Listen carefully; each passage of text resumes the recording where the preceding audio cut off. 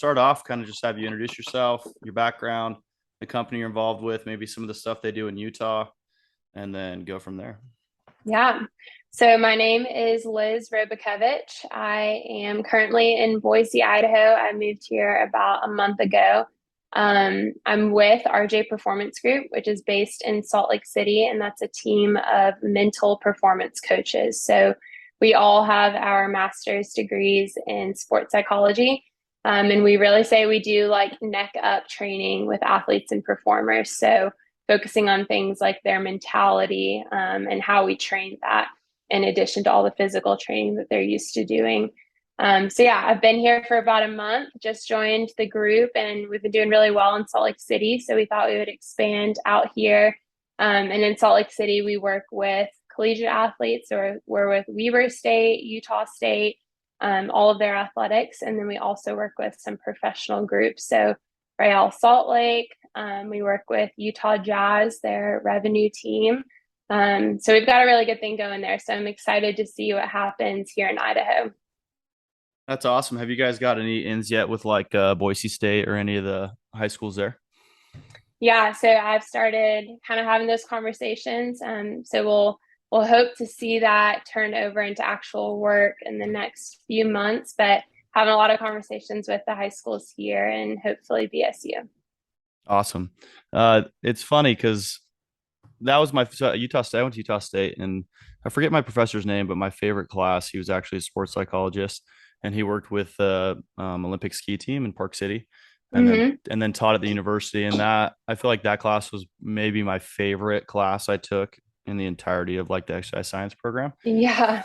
And our gym here, I thought it was great you guys reached out because that's one of the things I feel like I don't have any formal background in it, but I feel like that's where we do a good job first and foremost is parents always comment on, confidence of athletes going up before really any physical changes occur, just due to the Hmm. amount of time it takes to cause some of that with a youth athlete. But so I'm excited to dive a little bit deeper into it and maybe my audience is going to be more of like that middle school, high school age group. So maybe we can hit on some like things. Maybe I'm sure all the athletes run into this similar, but this younger generation has all the impacts of the internet and social media and Yeah. a couple different things. And like I had to grow up with building my self confidence and whatnot. So Yeah, absolutely. No, I think that's awesome. Like that age group is prime for this kind of stuff. And I think that's cool. Like y'all have an awesome ability. You're already providing this physical training. So why not, supplement with the mental training too? yeah, of course. So one thing that I've kind of adopted, and there'll be coaches that disagree with me, is with our athletes, we're always positive. So like we'll have moments where we have to deliver like direct feedback, but we've never found ourselves having to deliver anything in like a negative way nor like a humiliating way. So maybe touch basis on how coaches can affect some of that and what you see like repercussions with athletes, maybe that uh, parents or coaches, I guess both of them fall kind of into that category. Yeah, absolutely. And again, I think that age group, like it's so important to touch on that because they're still figuring everything out in life, right? And so if they have this person who is helping them build up confidence through getting in more reps, mental training, whatever it is, like the weight that a coach or that a trainer is going to hold, if they do kind of turn it back onto, I'm going to give really negative feedback or I'm going to chew this kid out, that has such a bigger impact than just a random Joe off the street. And so I think it's important, like, know your role. Like, you have a huge impact on this kid, this athlete. So everything you say is going to have 10 times more weight than anyone else. But yeah, I think that's great. And I mean, this opens up a whole can of worms, but I'm sure usually coaches are cheering kids out for some aspect of failure, a mistake, failing at something. And that opens up the whole can of worms of what is your relationship with failure. And that's something we work with athletes a ton on is figuring out your relationship with failure right now. It sucks. Like it is hindering you more than anything because the reality is you are going to mess up. You are going to fail. That is one thing we can all be sure of. So I think when coaches or parents, because you're right, they kind of fall under the same wheelhouse, when they chew out a kid for doing what is inevitable, I mean, the repercussions they're not good. That is going to end up affecting them long term. So I think if that's the approach I'll take of just keeping it positive, like absolutely, that is the right road to be on. Yeah, because what I find is the most like commonality I see with kids that we work with is at very first is they're very afraid to fail. And especially like I said, like potentially social media, the way the world's connected, they feel like there's more eyes on them, even if that's the case or not. Mm-hmm. So kids are actually really terrified to um, do things that they're not 100% confident they can do, which will really hold them back, right? And I see this even more so with the female athletes. Um, but that's been like the biggest thing I think at first is just putting them in an environment where it's safe. We are supportive of them. If they do fail, it's never a negative like response from us. And even within like the first couple weeks, you'll see kids start to try things that potentially would have took a 10-minute conversation to get them to try beforehand. Yeah. So if you can expound on that a little bit and maybe like a difference, if you see a difference between men and females, or if females just talk about it more than men do, you know? Yeah. Yeah, there might be a little bit of that. I mean, I think we all know that typically, and this is a sweeping generalization, but typically females are going to be a little bit more open with their emotions. But I think if you guys are setting up a safe environment to fail, like that is just going to have an incredible impact on these kids throughout their lives. And, it makes sense to not want to fail. We're all raised thinking failure is bad, mistakes are bad. And in some capacity, I think that's good. But one thing that we work with athletes on is when the failure happens, when the mistake happens, let's just break it down into objectively what happened. Like let's like look past the emotion of I'm embarrassed, I'm pissed, whatever it is, and let's break it down. Like fundamentally what went wrong in that mistake. And then from there, that sets up this great framework of now you can grow from it, right? Instead of it being this thing that sucks and I'm just so clouded by emotions, I can't even see straight. Now we have a whole path in front of us of this is what went wrong. This is how I can improve next time. And all of a sudden, we're seeing failure as a necessary step towards growth. And so I think that's something we can do. And, I think there's opposition to just don't be emotional about it. Just don't be pissed about it. And so one thing we say at RJ Performance is like, embrace the suck. Like if it sucks and you are upset, that makes sense. That means you care. And so one thing we do is like set up a time limit. So 20 seconds of I'm just going to be pissed. Like I'm mad I didn't get that. I'm mad I messed up. I'm going to feel that for 20 seconds. When that 20 seconds is over, let's talk about it. Fundamentally, what went wrong? What can I improve on? I love that. I like that a lot. So I guess my where that takes my mind down is like, what are a couple things that coaches that listen to this, what's a couple things that they can execute on right away after listening to this conversation of like how they deliver feedback? Yeah. We really like the setup of well, better, learn. And so this is a great way to reflect on whatever it was, practice, game, training, and think about, you can set it up to be whatever it is. It can be one thing per athlete, it can be three things per team. But think about things that went well. Let's celebrate first. So, well, think about things that you could do better on. So, maybe things that didn't go so great. And then what are things that we learned? And what that does is it's this awesome framework that you can set up.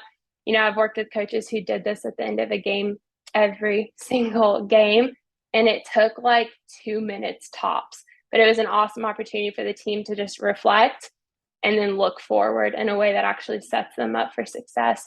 So I think that's an awesome tactic that coaches can use. And I think that sets teams up too for like believing that coaches are looking forward, that they want to celebrate what went well, but they also want to acknowledge where we can improve and how we're going to do that. And ultimately, I think that trickles down to the athletes. Yeah, that's perfect. And then so this is a conversation I want to kind of jump over real quick to parents too. So because what we see with today's youth sport culture is parents are overly more and more involved, maybe overstep their role in terms of like trying to be a coach, when necessarily it's not the best time. But so an example, I think these kids are a lot smarter sometimes than parents think, just in terms of like, so I've had a conversation. She won't mind me sharing this. I won't share any names, but a parent was really concerned about their kid's self-confidence. He's a newer athlete to the gym. She's concerned with how slow he is in sport and whatnot. And I've been around them together, and she's constantly reminding him of his shortfalls. So you're so small, you are so slow. And so I had to have a little conversation with her kind of one-on-one when she came to me and asked me like, what can I do? And my opinion, obviously I don't have the background, but my opinion just from experience is I'm like, the first thing we need to do is you need to stop reminding him of what his maybe where his weaknesses are, and let him because he knows he's slow, he knows he's small.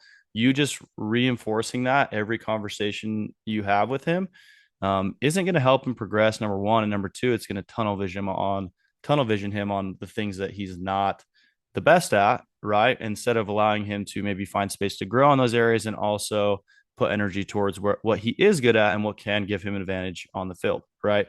So Mhm. maybe take a dive into that, and if you see that and with coaches and parents.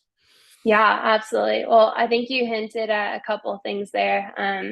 One of the biggest conversations that mental performance coaches have with clients, with teams, athletes is what is in your control. You know, at RJ Performance, we talk about the control circle. So we'll literally have clients like write in the circle all the things that are in their control, and then outside of the circle, all the things that aren't. And so I think that's a good example of like size. Like a kid cannot control his size. And so continually reminding him of this thing that is so out of his control that's hindering his performance, it's not going to help anyone. However, I think there's a conversation there that we can bring it back into the circle of, okay, well, what is in our control? Maybe I'm small, but maybe I can do some extra speed and agility work so that I'm small, I'm tiny, but I'm quick. Like I can get around these guys. So I think that's something is thinking about what is in our control. As parents, I don't think we should ever bring attention to the things outside of our control that sets kids up for some failure and some just feeling like they can't do anything about it because they can't. And then I also think you hinted at growth versus fixed mindset. And I think that is the most important thing parents can do is foster a growth mindset in your kids because that's something you know, sport is a microcosm for the whole world, for every experience that kids are going to have. If you can use it to foster growth mindset in your kid, they're set up for success for the rest of their lives and jobs, relationships, school, whatever it is. So yeah, kind of both of those tied together. I think that really is like a fixed mindset pattern, it sounds like. And that's something as parents you never want to fall into the trap of. Awesome. What's a couple things that or situations, like specific situations parents find them in that you guys find to be like the top? I actually saw a social post on this, so I'm kind of hinting to that, but like the top couple things for parents to avoid doing despite like all the urges they have to say something or get involved at that moment. Yeah. If I know what you're talking about, it is our social media posts about things not to do right after a game. And so typically it looks like a parent like chewing their kid out in the car right after a game and bringing attention to all the failures, things like that. I think, you know, the biggest thing I think is helpful is just ask questions. Like just have a conversation with your kid and maybe even start out with, do you want to talk about it? If you don't, okay, let's just talk about everything else. But I think there's so much power in questions. Like we even see that in our profession. A lot of times our clients know exactly what's going on. We just have to ask the right questions to get them thinking about it. So I think as parents, it can be similar to just ask questions and ask questions that are bigger than just like, did you do well or not? Ask questions like, did you have fun? What part was fun? What part did you feel proud of? What part was really hard? And like limit your reactions, limit your responses, and just get them thinking about it. Because again, that's a life skill. It's going to go well beyond sport, is the ability to perform at whatever you're doing and reflect on it after. I think we do a lot of autopilot work in our lives, and it's good to stop and reflect on what went well, what could go better, what can we learn. So I think asking questions is an awesome tool for parents. Yeah, and I think in that, if I remember right, in that post too, it talked about like avoiding like the subject, like I don't know if it would technically be subjective, but like how many goals did you score, or like statistics or things like that, avoiding that type of conversation with your kid right away. Because it might be something that's like maybe they didn't even get a shot on goal. So now they just assume like, I'm not successful unless I score goals, which Yeah. in any case, everyone that's been an athlete knows you can contribute a lot without being the one that actually put the ball in the net. So, um, is that like something that they should avoid doing, or what's your thoughts on that? Yeah, I think, part of growth mindset is like focusing on the process, not necessarily the result. And I think it's an interesting balance to strike because you want to have a goal, you want to have a purpose, something you're shooting for. We don't want to be married to that. And, we even argue if you're constantly meeting that goal. So let's just say a kid has a goal, whether it's his parents or him, to score one goal per soccer game. If he's meeting that every single game, we would argue, well, that's not a good enough goal. We want goals that are hard to meet, that drive us to perform at our peak and drive us to put a lot of effort forth. So I think there's an interesting balance between we want to have goals, but we also don't want our success to be defined by meeting those goals. And so I think that's kind of a unique way of looking at it, but it really makes sense to us because what that does is it emphasizes the effort, it emphasizes the process, which that's the crux of it. That's the conversation that again is going to serve you well beyond sport is things like effort, things like attitude that aren't necessarily reflected in how many goals did you score this game. Yeah.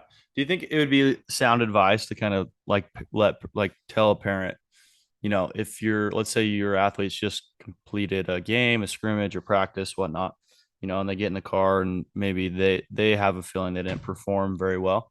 Um, it probably like it would be general advice to kind of wait until they come to you and want to talk about it, or should you try to ask questions potentially to open them up a little bit, or what's your thought on that? Yeah. And, I say this from I'm not a parent. And so I sit here thinking about what would I do in this situation? I think it does come back to just asking, just saying, do you want to talk about this right now? And then putting it out there like, well, I'm here if and when you do. And just leaving the ball in their court because if a kid is like really upset after a game, the last thing they're going to do, this is the same for just people in general. If you're super upset about something, you're probably going to want some space before you really dive into that. But in the same way, you and I in social context, we would want someone to say, all right, cool, take your time. I'm here when you're ready. I think it's the same thing for parents. Just say, take your time. I know you're upset. I'm here if and when you want to talk about it. But yeah, I think that sets kids and parents up for an awesome relationship too when it does come to sport to just like leave the ball in their court when it comes to talking about it. Awesome. I love that. Let's swing over to like, so some of my kids that come in the gym will listen to this as well. So if we were potentially, an athlete or a youth athlete listening to this, maybe let's dive into like a couple things or objectives they can make for themselves or ways that they can handle with these stressors that, maybe some stuff that you guys give athletes to work on themselves when they're not in the gym, when they're not playing their sport, or when they are in their Mm-hmm. sport or practice, but maybe dive into a little bit of that. Yeah, definitely. I think from what I can tell about your facility, like you've got some driven kids who are going above and beyond with training. And so I think that's awesome. There's probably like some really lofty goals there, which I think is cool. It's exciting. So something I think would be important for the kids at your gym to think about is what is their why? Why are they putting in so much time and energy into whatever the sport is, whatever training they're doing? And thinking bigger than just like, I want to play college ball or I want to be the best on my varsity team or whatever it is. Thinking bigger and really deeper about what is it about you and the things that light you up, that get you on fire, passionate. How does that connect to this training? How does that connect to sport? And figuring out that deeper why that's usually going to sustain them through the really hard work that it is to be an athlete, potential college athlete. So I think that's something, if you're listening, like take some time to think about what is my why and like what is that deep why that connects to other things that I do that have a deeper reason for me doing them. Yeah, I love that. I just put up a post on kind of that direction. Like I think sometimes parents and athletes, youth athletes, get this tunnel vision on the scholarship, right? And I think the statistic I saw was 7% of high school athletes get to play any level of collegiate. So it's obviously a very low percentage. but there's so much to learn about life in the process of training, in the process of sport. Um, and I've continually challenged the kids, and I'm actually, that's a good idea. I'm going to put up like something on the board, not necessarily have them write it down because it'll be personal, but ask them over the next week, to find a why beyond scholarships. Like Hmm. there's a lot to learn and a lot of what we do here. Like we will play along, like we will have those conversations with kids that want scholarships and like encourage that. But at the end of the day, our goal is never that's not our goal. Like we are the where people go to try to get their kids to college. But at the end of the day, like if I send a kid out of here knowing how to train themselves, confident, strong, belief in themselves, and then walk into the college and then real life with the ability to train themselves effectively and smart, take care of their body, take care of their mind, be confident. Like that's a bigger win for me than sending a kid to like a high level program, you know? Yeah, absolutely. So I love that a lot. What are like a couple things, let's say athletes are in the heat of the moment, they're in practice, they're in a game. Um, what are some more things they can do, like to maybe reel themselves in after a mistake? I know you talked about like giving yourself a time limit. Is there like any Hmm. other objective ways you can give them advice on in terms of like resetting themselves? Like, the old saying, like athletes have short-term memory, Hmm. but maybe some like actionable things or whatnot to help them. Yeah, absolutely. I think the most common state that we find athletes in after they have made a big mistake is feeling like too amped up almost. So like heart rate is beating really fast, just feeling like jittery, almost angry sometimes. And so a lot of times our techniques will aim more towards some bit of relaxation. So a quick breathing technique, which I know breathing technique, some people are like, woo woo, like that.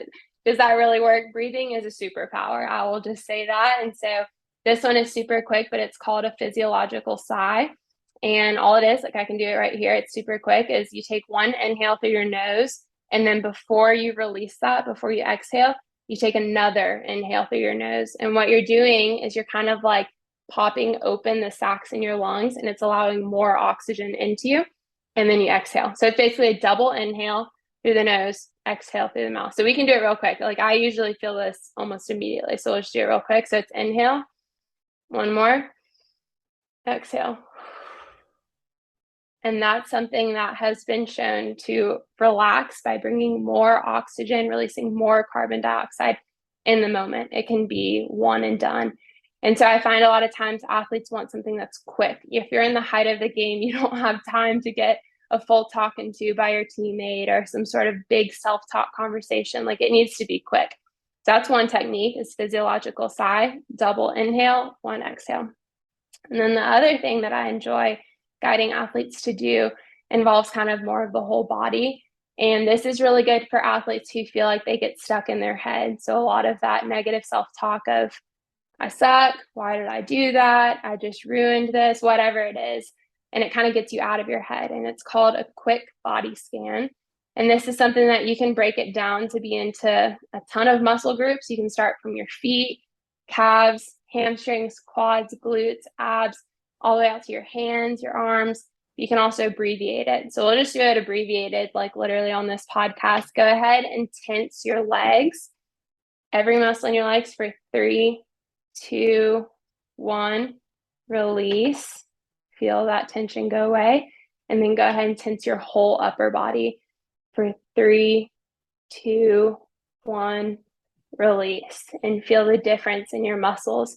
So again, that's something that can be done super quick. You can literally just tense one muscle group and another muscle group. And by bringing attention to how the tension feels leaving, all of a sudden your attention is not on these thoughts of I suck, I ruined it, whatever those thoughts are. So I'd say those are my two that I've seen athletes enjoy using the most when it comes to recovering from mistakes. I like that. This is what I did, and I don't know if more people use this. Tell me if you've seen this before, but like in sport, even now, like I just play tennis for fun now and continue to golf and stuff. But I actually, if I like make a mistake or I'm in my head, right, I'm thinking a lot, I'll actually like use like I'll hit myself with a tennis racket or like slap my legs or like actually like sounds bad, but a little bit of physical pain to kind of bring my mind to like back to the body.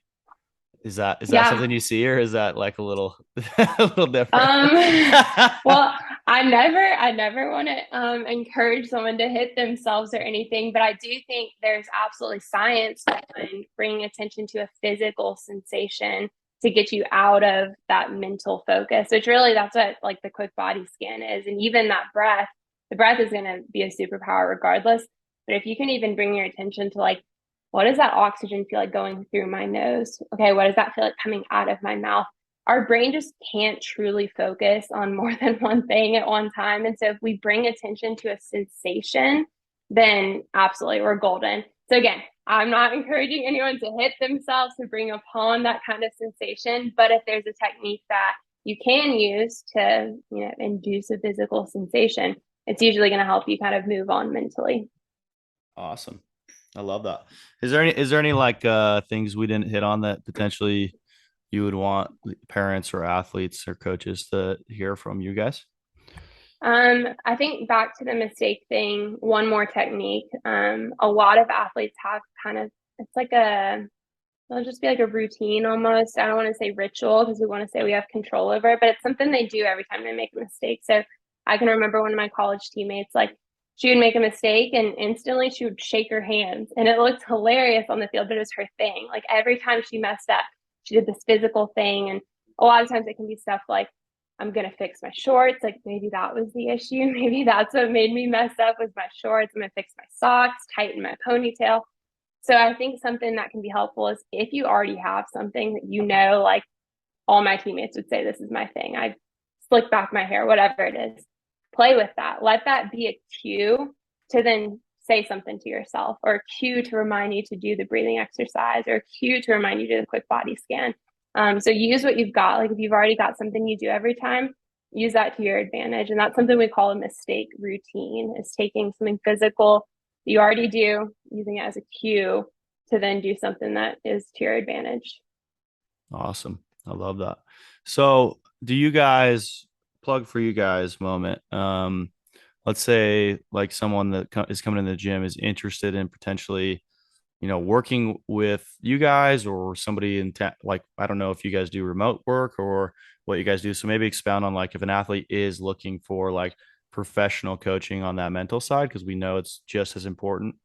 Yeah. How would they go about that? Do you guys facilitate that, or is there people you recommend like in our area in Idaho or what? Yeah.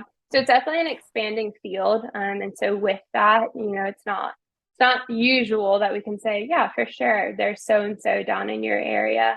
So I will just go ahead and plug us because we do so much virtual work. Like that is what a lot of us have a ton of experience in.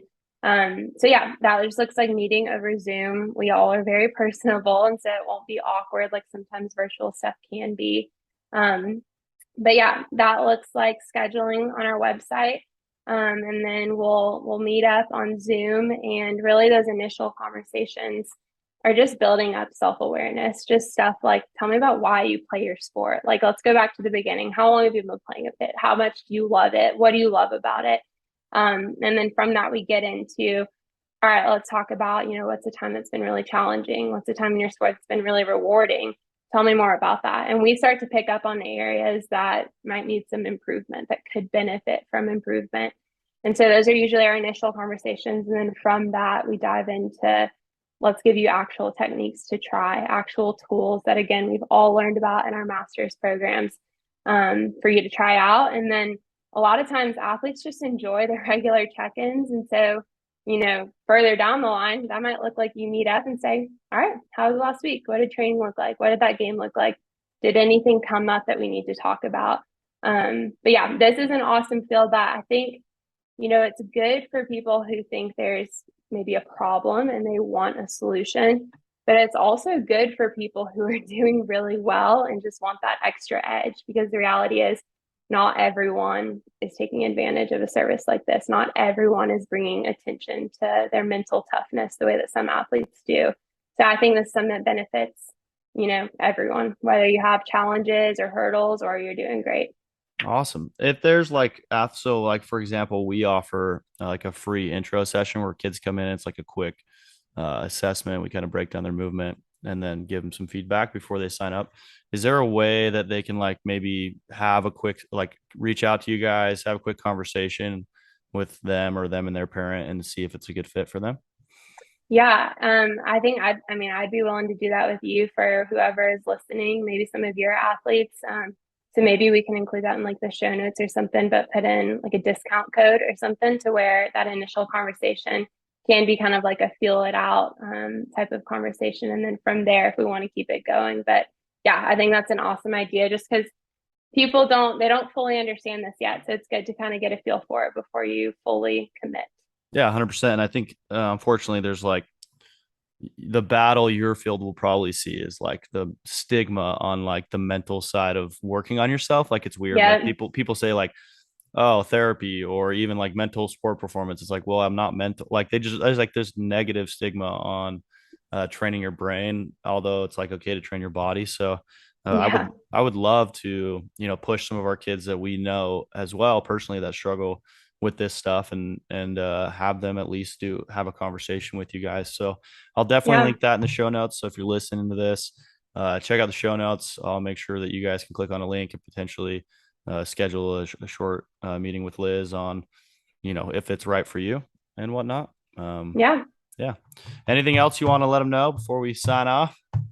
I think that's been good. It's been a good conversation. I think the last thing I would note is, we've been talking about in the realm of sport, but again, sport in general and the work that we do goes well beyond. And so I would say my favorite feedback I've gotten from former clients is I was able to use that technique in school. Hey, I was able to use that breathing technique when I got really frustrated at my friend or I got frustrated in my relationship. And so this kind of work, yes, it's for mental performance within sport, but it's for mental performance in life too, which is what, I get super, super pumped up about. But yeah, I mean, this has been awesome. I've enjoyed this and thank you for having me. Yeah, I love that because I mean, what you just said is what we believe too. Like everything that they learn within these realms is transcends just sport, right? So yeah, Absolutely. loved having you and thanks for coming on. Sounds good.